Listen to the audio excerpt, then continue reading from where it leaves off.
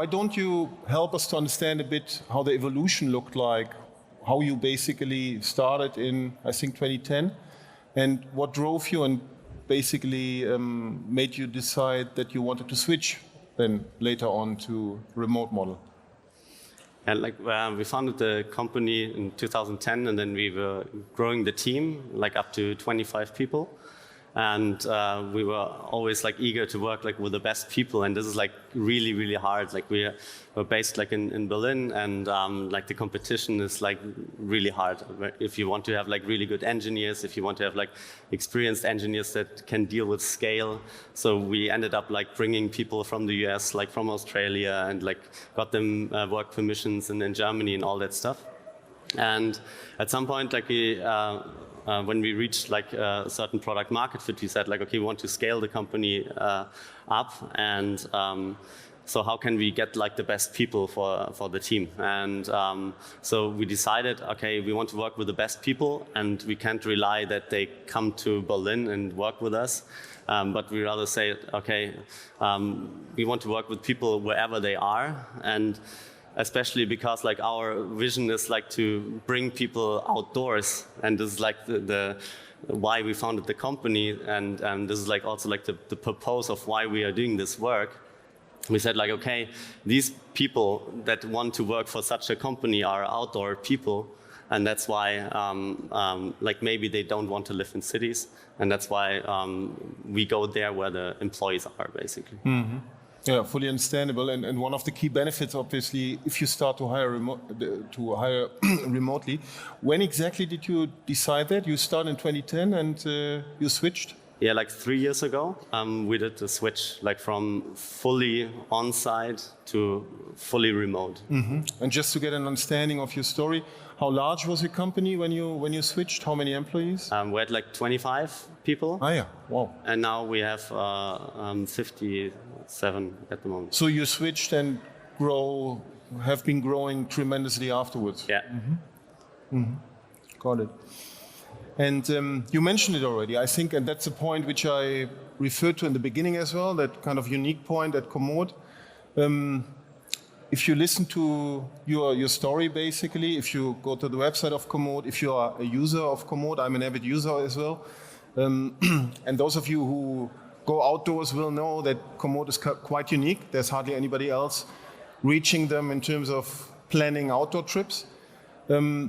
But that purpose-driven culture in your company obviously is very authentic and seemingly a key differentiator for you as well. You have a community of users, and my perception is, you mentioned it briefly, that this is something which is very important for you internally as well, to have people who have joint understanding. How did that develop? Did that change somehow after you switched to remote? How exactly did that look like? Because you mentioned as a key reason to go remote. How did that change afterwards? Yeah, we have two passions in our hearts. Is the one is the passion for the outdoors, and on the other hand, for technology. And it's the whole founding team is set up like this, and this is also now reflecting even more with the remote setup, in the people that start to work with us. Is that really passionate about the outdoors or about tech, and this is the best match. Is okay if they are both, and because then they really love to push the idea forward, and then really don't have a lot of external incentives, but more an intrinsic motivation in developing the best product to bring people out. Mm-hmm. And did that change? That would be my understanding, that if you start to hire remotely, because hiring, I mean, I'm pretty sure you are hiring for tech stack. Yeah. If you're hiring engineers, and you need a certain tech stack, certain experience level, and that's prior one, obviously. You can't hire somebody who's passionate and can't code. That's for sure. But was it easier than afterwards? Can you give some examples maybe of people whom you hired afterwards that were not possible before? Yeah, it's for us, it's if you want to, we have a lot of senior people in the team.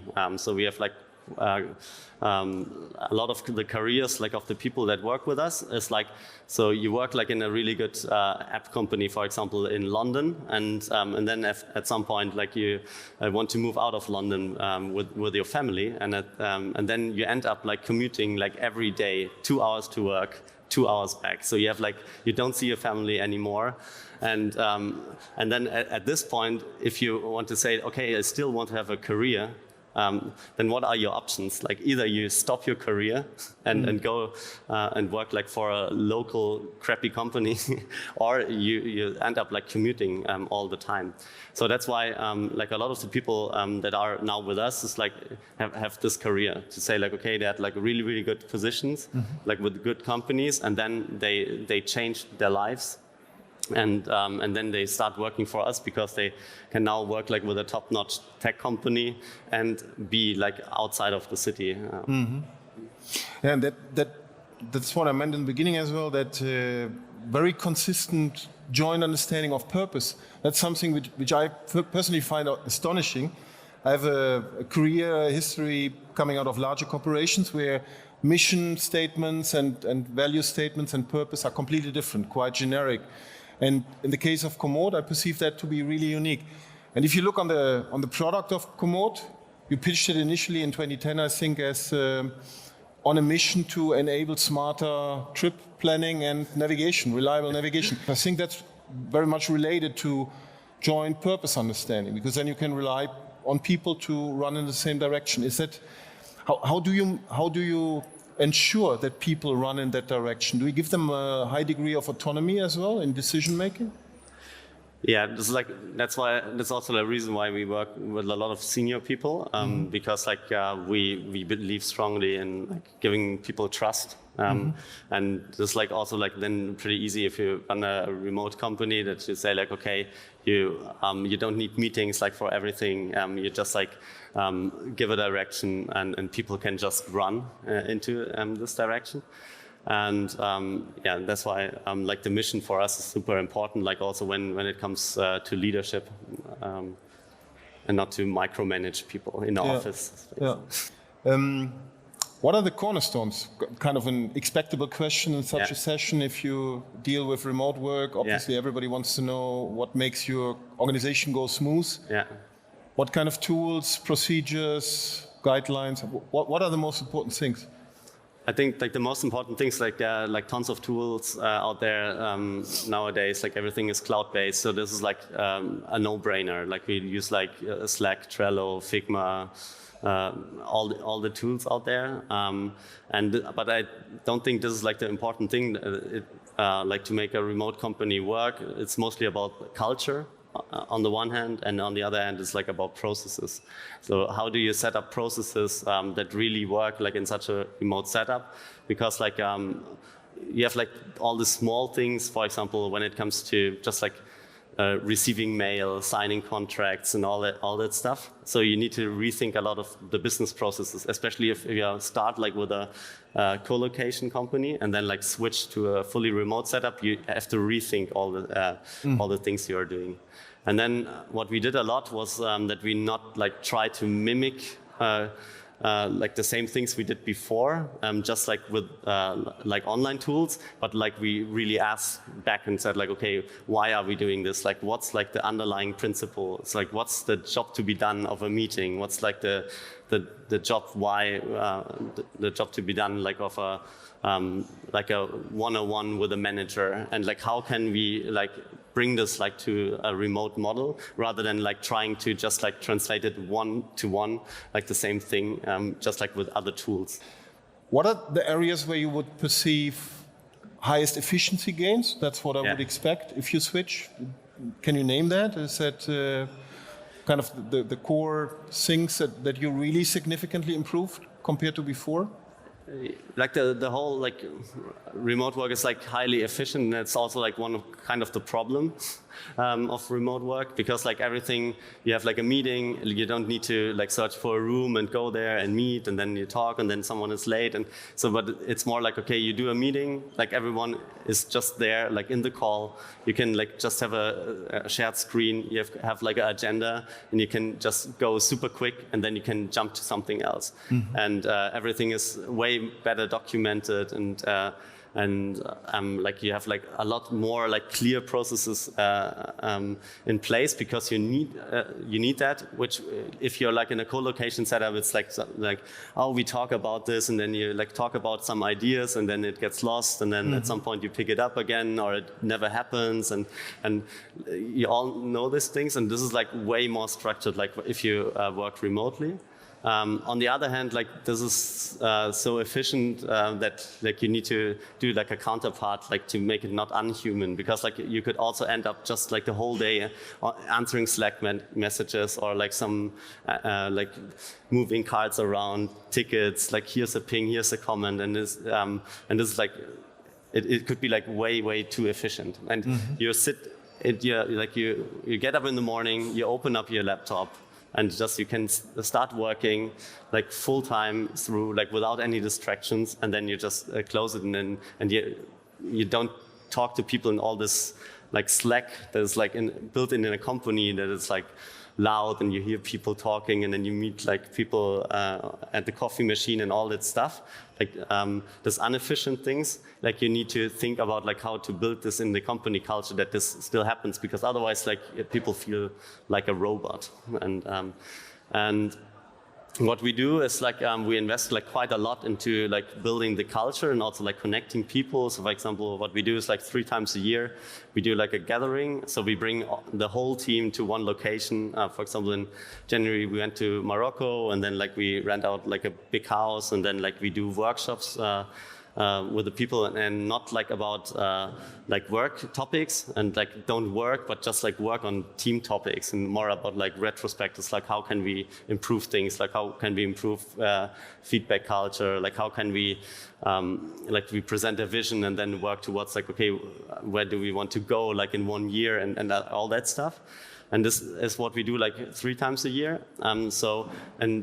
Around that, like we, for example, we are an outdoor company, so we rent bikes and just let the people go riding, and that's how like the people connect like across the boundaries of the teams they are working in. So you have like a really strong connection with these people, and this builds a lot of trust.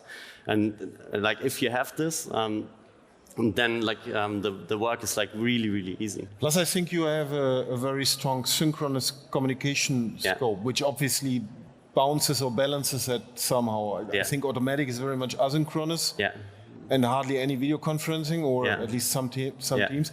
If you have synchronous meetings, I understood here as well, after the weekend you have some personal kind of what have you been up to over the weekend, and that I think helps people to stay connected and basically happy in the job, isn't it? Yeah, when talking about remote, there are like 2 ways of implementing this. Like the one thing is like asynchronous, and the other thing is like, and what we are doing is like synchronous work. So it's not that we, for example, we have a rule that we say we have a core time between like 10 and 3 p.m.